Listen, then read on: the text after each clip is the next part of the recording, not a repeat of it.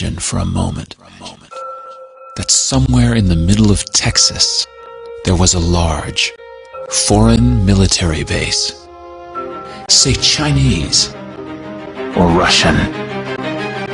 Imagine that thousands of armed foreign troops were constantly patrolling American streets in military vehicles.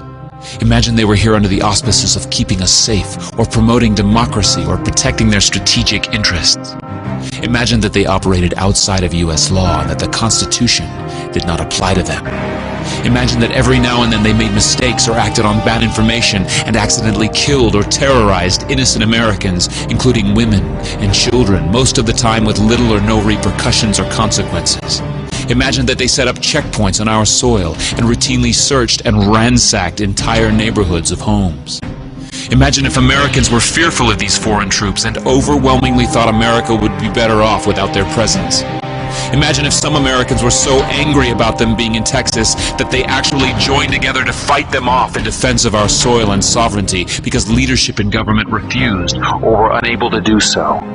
Imagine that those Americans were labeled terrorists or insurgents for their defensive actions and routinely killed or captured or tortured by the foreign troops on our land.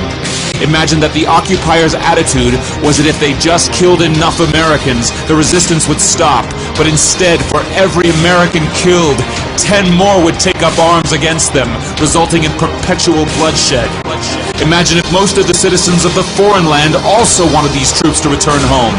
Imagine if they elected a leader who promised to bring them home and put an end to this horror. Imagine if that leader changed his mind once he took office. The reality is that our military presence on foreign soil is as offensive to the people that live there as armed Chinese troops would be if they were stationed in Texas. Shutting down military bases and ceasing to deal with other nations with threats and violence is not isolationism. It is the opposite. Opening ourselves up to friendship, honest trade, and diplomacy is the foreign policy of peace and prosperity. It is the only foreign policy that will not bankrupt us in the short order, as our current actions most definitely will. I share the disappointment of the American people in the foreign policy rhetoric coming from the administration. The sad thing is, our foreign policy will change eventually, as Rome's did, when all budgetary and monetary tricks to fund it are exhausted. Click here to learn how Ron Paul is America's strongest presidential candidate on national defense.